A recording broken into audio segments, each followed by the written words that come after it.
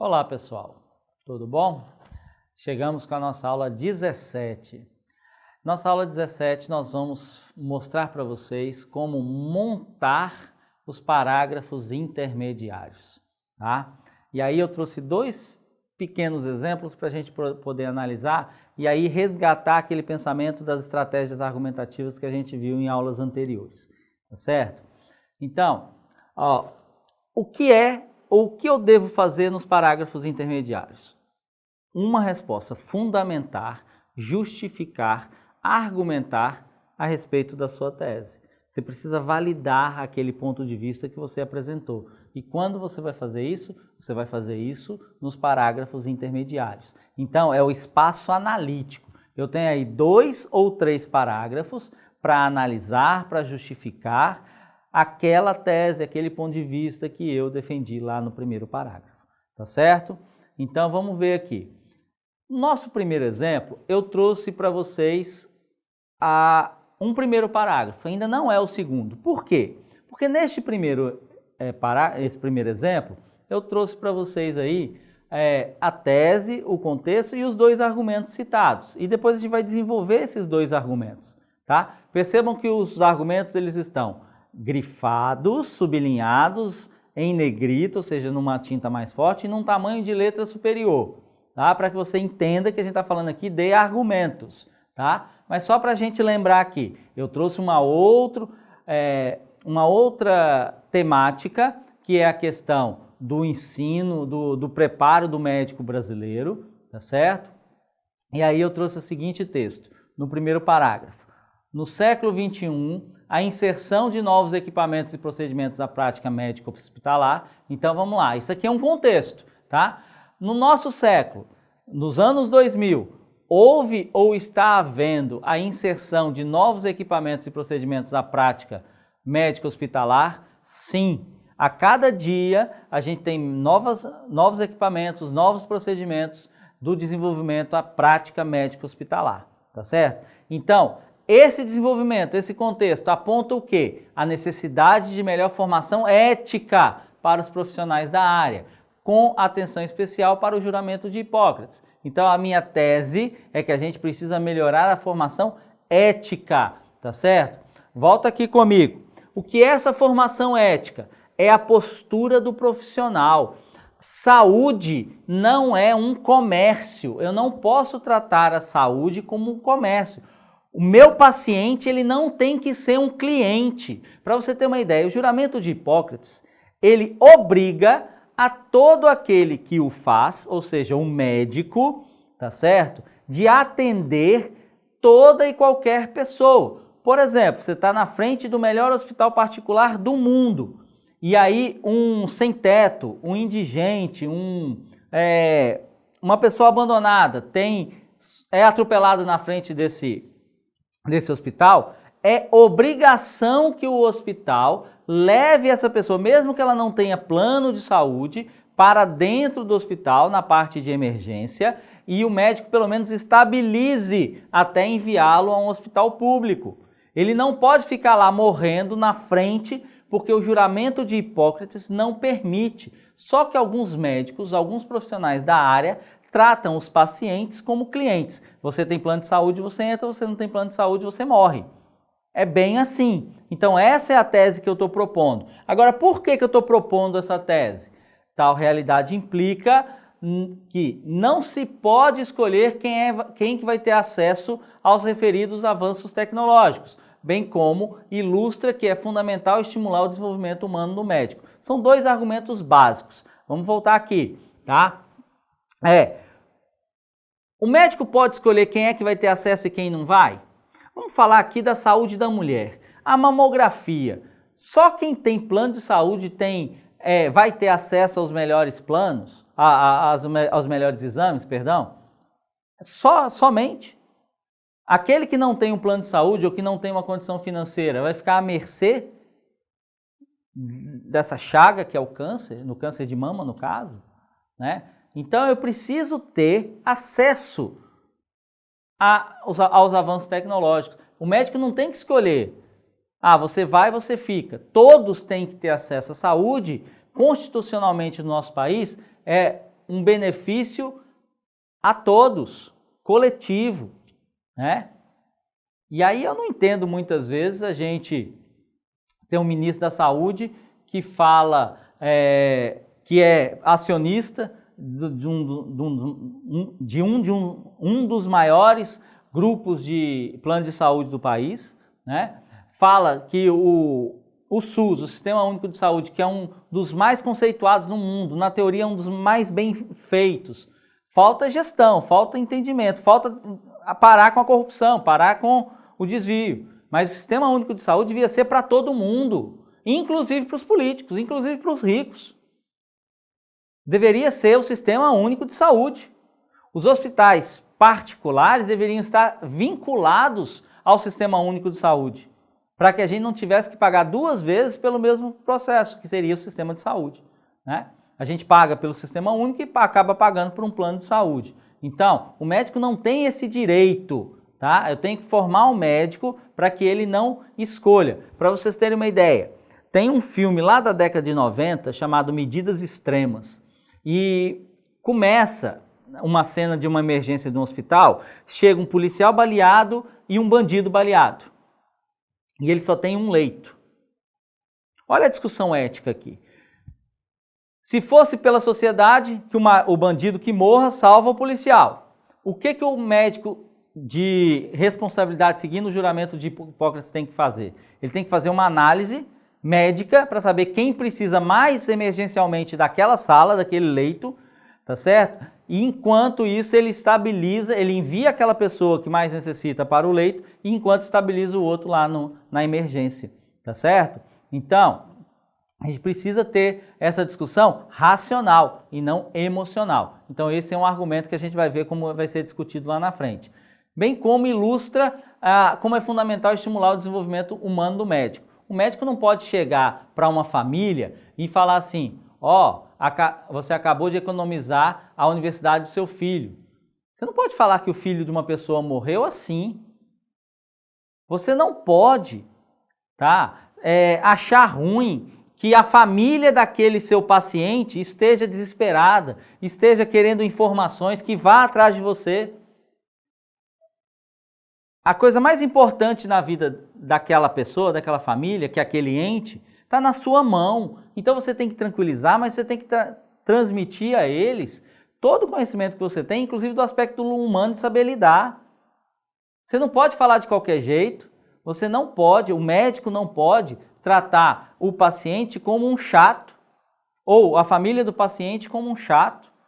Então, são 2 argumentos válidos para que eu fale aí da necessidade da gente formar eticamente o nosso profissional da área de saúde, ou seja, formar melhor do ponto de vista ético o profissional da área de saúde. Vamos ver aí esses argumentos desenvolvidos, tá certo? Vamos dar uma olhada aqui no 2º parágrafo desse mesmo texto, tá? Nesse contexto conectivo de reflexão, é inadmissível que exista uma excludente limitação sociotecnológica quando o assunto é triagem, tratamento e saúde da população. Percebam que isso aí é a retomada, é a apresentação do argumento 1.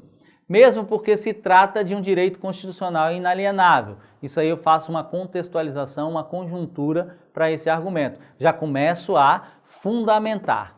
Dessa forma, aí, um conectivo de meio, o Brasil não pode conviver com um índice de 83% de idosos que são privados de exames de densidade óssea para a prevenção de males como osteoporose, artrite, artrose e câncer, como apontou a pesquisa realizada pela Universidade do Rio Grande do Sul no ano de 2015. Então percebam aí que eu tenho uma estratégia argumentativa calcada num dado estatístico, tá certo? Oriundo de uma pesquisa de uma fonte confiável, que é a Universidade do Rio Grande do Sul, a URGS, tá certo?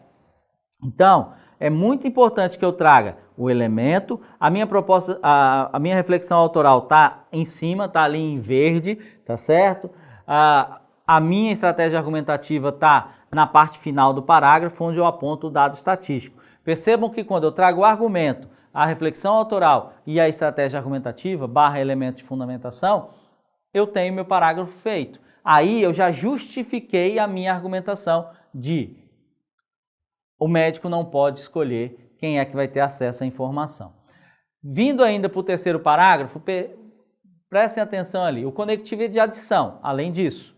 Aí, mais uma vez, a gente tem a retomada do argumento, tá? A sensibilidade na relação interpessoal com o paciente e seus familiares tornou-se parte essencial da prática profissional da saúde. Logo, um outro conectivo, as universidades, em especial, e todo o setor hospitalar, precisam capacitar seu corpo de funcionários para melhor convivência cotidiana com os seus vulgo cliente, entre aspas. Então, eu tenho aí já a explicação do argumento e a reflexão autoral. E a apresentação analítica.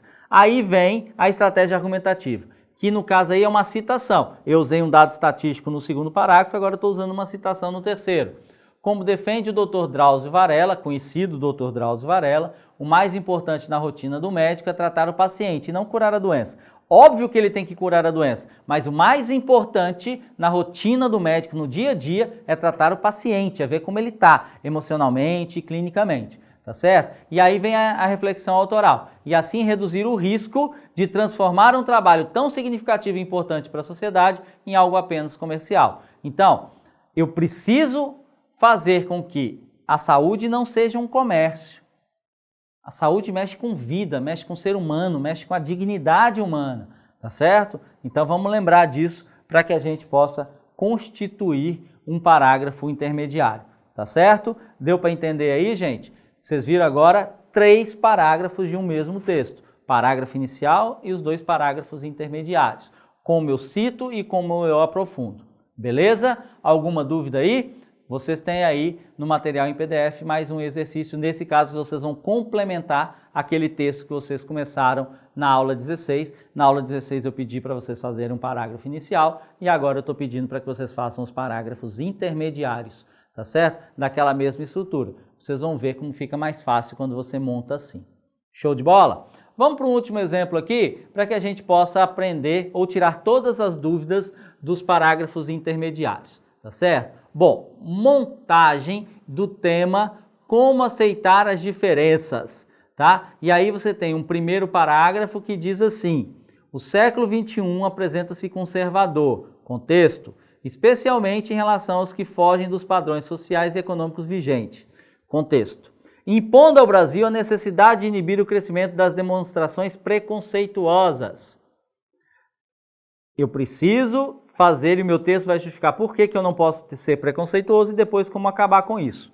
Tal realidade ilustra, que é o nosso conectivo. Aí em negrito tem como a população carece de melhor formação cidadã, tá? Por que eu preciso impor que acabe com impor a necessidade de inibir o crescimento do preconceito?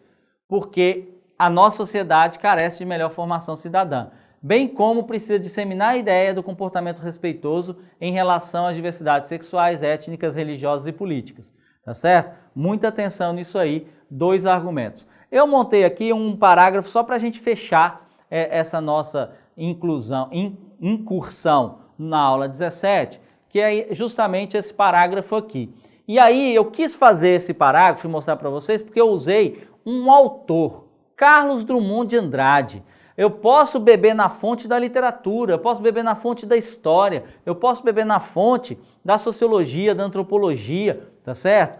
Eu posso utilizar qualquer referência que me solicite, que me abarque aquilo que eu estou defendendo. Então, o meu segundo parágrafo para aquele primeiro seria, nesse sentido, a precariedade das escolas brasileiras, somado à crescente desestrutura familiar, induz a nossa sociedade aos mais diversos exemplos infames de desrespeito e dissimulação contra as minorias étnicas, sexuais, religiosas. A gente sabe que isso existe. Então isso aí é a apresentação da argumentação. Em consequência disso, aí eu trago, depois do conectivo, a minha reflexão autoral. É notório que os valores morais no país são volúveis e flexíveis, muito em função da sua história parcimoniosa e sem caráter. E aí eu trago o meu elemento de fundamentação ou a minha estratégia argumentativa como uma citação. Como usei o Dr. Drauzio Varella, que é uma pessoa conhecida dentro da área da saúde, eu trouxe Carlos Drummond de Andrade para dar uma palavrinha para a gente no nosso texto. tá certo? Presta atenção que daqui a pouco eu quero falar de como essa citação foi feita, tá? A regra da citação. Presta atenção. Como definiu o escritor Carlos Drummond de Andrade em sua última obra? O brasileiro é reflexo do seu próprio antagonismo, preconceituoso, sem escrúpulos e sem alma. Por que entre as aspas eu tenho ali colchete, reticências, colchete? Presta atenção nisso aí. Eu só posso botar uma citação num espaço de até 3 linhas, tá? Até 3 linhas. Perdão, até 1,5 linha, até 3 linhas é um outro vestibular aqui de uma faculdade particular. Até 1,5 linha para o Enem. Se a minha citação tem 3, 4, 5 linhas, como é que eu faço? Aspas, colchetes, reticências, colchetes. Esse colchete, reticências, colchetes significa que eu tenho algo antes ou algo depois, tá? Eu tenho algo que eu não coloquei por falta de espaço ou que não era pertinente, certo? Então eu quero dizer que aquela citação foi retirada de um contexto. Então, se a minha citação, eu começo a frase do autor e começo pelo começo, eu não preciso botar ali reticências, colchete, tá? Eu posso começar por ela. Ela vai até um ponto, mas ela tem um segmento depois. Mas aí chegou a 1,5 linha, eu boto colchete, reticências, colchete, fecho aspas. Se a parte que me interessa está no meio da citação, eu faço como está aí. Reticências, colchete, colchete, reticências, colchete. E no final a mesma coisa. Se o final, eu pego o final da citação e ela termina ali, eu não preciso do colchete, reticências, colchete. Tá certo? É só para você saber. A citação tem que estar esclarecendo, deixando bem claro. 1,5 linha no máximo. Se eu tiver mais de 1,5 linha, eu vou ter que utilizar colchete, reticências, colchete. Tá certo? E eu posso utilizar sim Vinícius de Moraes, Machado de Assis, Clarice Lispector, Carlos Drummond de Andrade, os nossos grandes autores, os nossos grandes literatas. Posso utilizar Jô Soares, posso usar Pedro Bial, posso usar Drauzio Varela, posso usar quem eu tiver como referência, desde que ele tenha notoriedade, que ele seja um especialista naquilo que ele está falando, tá certo? Bom, gente, nossa aula 17 chega ao fim e aí eu espero que vocês consigam fazer as atividades que a gente montou aí, lembrando que é apenas a continuidade das aulas que a gente apresentou, especialmente a aula 16 para vocês, tá certo? Nossa aula 18 a gente vai fazer o parágrafo final. Até lá!